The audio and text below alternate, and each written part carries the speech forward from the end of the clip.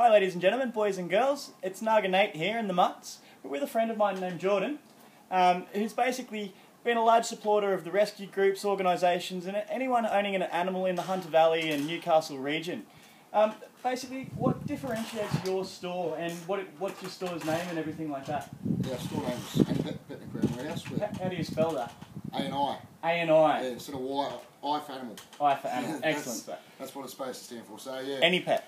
Down in Redhead there, we're located the second dog beach in Newcastle. Yep. So it's great, and take the dog down to the beach, back to the store for a wash. That's the whole deal. But Wow. yeah, there's an existing store which I took over about 3 years ago now, and basically done a bit of a revamp and structured it out a bit differently. But it's yeah, it's picking up. It's getting a great response at the moment. For sure. Do you sell cats and dogs at your store? No. We're highly against the selling of cats and dogs in pet stores. We're big supporters of Dog Rescue Newcastle, Yep. Hunt Animal Rescue, Nardi itself. Yep. We do have small animals, rabbits, guinea pigs and birds, Yep. but a lot of those animals don't have rescue groups as much as the dogs or the cats. For sure. So we do help out a lot of the community that can't, rehome their rat or Whatever it guinea may pig. be. Yeah. It's basically just for people who don't sort of understand, looking at it from across the country.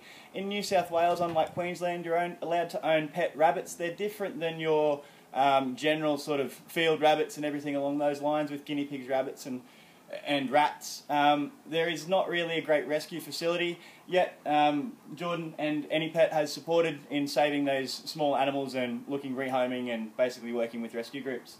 So how long have you been associated with animal rescue and animals yourself?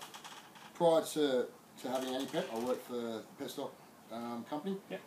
Had the 2 stores at Warners Bay and Adamstown, and getting involved with the foundations and the rescues with them. Yep. Moving on to obviously buying my own business and creating it from there. Sure. But probably about 12 years. Yep. All up now. Wow, So wow. it's been a long investment, a long time. I bet. Have you seen much of a change in the animal sort of toys and products and things like that over that time? A lot of difference. A lot of new companies coming out with new nutritions, new formulas, new foods, especially interactive toys. Especially breed specific ones. Yep. Especially like your stuffies, chew balls, or your kelpies that are just tug and pull. Flat out. The market's continuously developing and sure. getting huge. So. Yeah. I've also went to a charity function for Dog Rescue Newcastle where you donated some products and some prizes and things like that. Just see if you can let the people out there know. During the fires and things like that last year in 2013, you were one of the many, thank you very much, but for this area specifically, pretty much the singular donating factor. What sort of pushed you, what urged you, what drew you to helping out with the fires and things like that? We were affected quite badly in Redhead. Redhead was a big fire area at the time. We had to evacuate store. I can't think of the correct date now, but it was probably about 100 metres off the back of the store. Wow. Safety-wise, animal-wise, we had to put our fire evacuation plan. Yep. And support from our local customers and our members were ringing the store. Guys, you need help.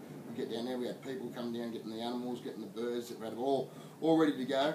And then when we found out Nardi was affected as well with the horses and all that, so we put a donation drop-off at the store. Yep. We got quite a fair bit of stuff in, and we got the publicity out, and with our Facebook page and our media as well. The support was huge. So. For sure. All those people, you'll be able to have a look at the following posts and things that are be attached with the Disaster Emergency Response Team, or the DRT.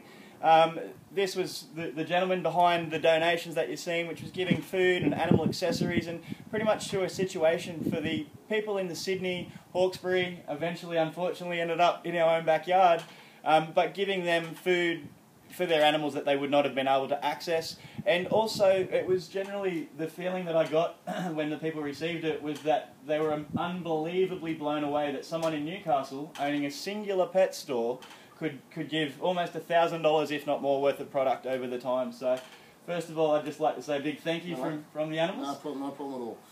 We'll have a quick chat now looking at a fire evacuation plan. So when you mentioned with your animals and you said they were sort of ready to go, was that something that you'd thought of that day? Was it something that one of your staff, or how did it all sort of come about? It's part of the fire evacuation procedure for staff, animals, exits from and to the store. Yep. So you obviously got your back entrance and your front entrance, and also where we're going to get the animals to that's going to be safest for both staff and for them. But taking into consideration of what's in store, at the time we had to have carriers, cages, which are all accessories upstairs, ready for this kind of emergency. So basically we had over 50 phone calls of people going, "You guys right? You need a hand?" And I said, "Well, we're gonna get out of here in about. You know, we're not going to leave it any longer. We've got everything bagged up. Like all the guys are in cages, feed bottles, water bottles, blankets, and basically we had about 30 people come down to stop. Wow! And I had one lady, I think she had 12 rabbits in the backyard. So she was showing her. She was an excellent help. But much love. It was. I was blown away by the support, just by the local community. So it was a bit of a tense issue, you know, like everyone was, you know, but everything went to plan, and we were in and out basically the store within 20 minutes. Okay, that's excellent. Yeah. So basically what I think, and from speaking with some of the other people during the disaster, this is another prime example of amazing initiative and sort of forward-thinking ideas, preparing for the worst, even though it hadn't actually occurred. You'd had your cages set up, your people in the community had chosen to call and basically offer like a lifeline for you and for your animals, even though there was one pretty much set up good to go. So if we can have a look at the rescue groups, you might have your own lot of animals at home. Just make sure that you've got your own emergency disaster plan. As you said, the fire was 100 metres away, give or take. Yeah, well, and that's not far enough. I can jump in a split second. Okay. So yeah, the best risk evacuation was not to jeopardise any health, safety of staff or animals. So for sure. that was my priority. Let's get out. Did anyone lose any animals or anything like that? Not in the local community. Backyards, a lot of wildlife was affected. The bushland all around the area. A lot of the topper area of Redhead was evacuated. Yep. But I think a lot of people got their cats, dogs, birds. They got their general animals out, but there was a lot of wildlife that was lost. So it was a bit saddening in that area. So definitely. So basically, we've been able to sort of minimalise the loss and yet look at the bigger picture and gain a negative out of a positive situation, or the other way, sorry, a positive out of a negative situation. In that the community support, the saving the animals, having it prepared, and for next time, I dare say, everything's going to be smoother and faster, I reckon. Yeah, and the only way to learn. And as you said, everything got out. 20 minutes is amazing to clear a pet store.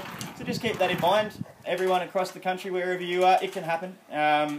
It's not just having to be one of the largest fire disasters in New South Wales history. You can have floods, you can have individual gas bottles and things like that exploding. So basically we'll just sort of give a bit of a summary on where Jordan is for just those of you who have finally tuned in for just the fire bit. You're at Any Pet at Redhead? Yep, I own Calgary Road there, next to Cooter Lion Surf Shop. So excellent. Opposite the beach. And how much is it for a dog wash? $5.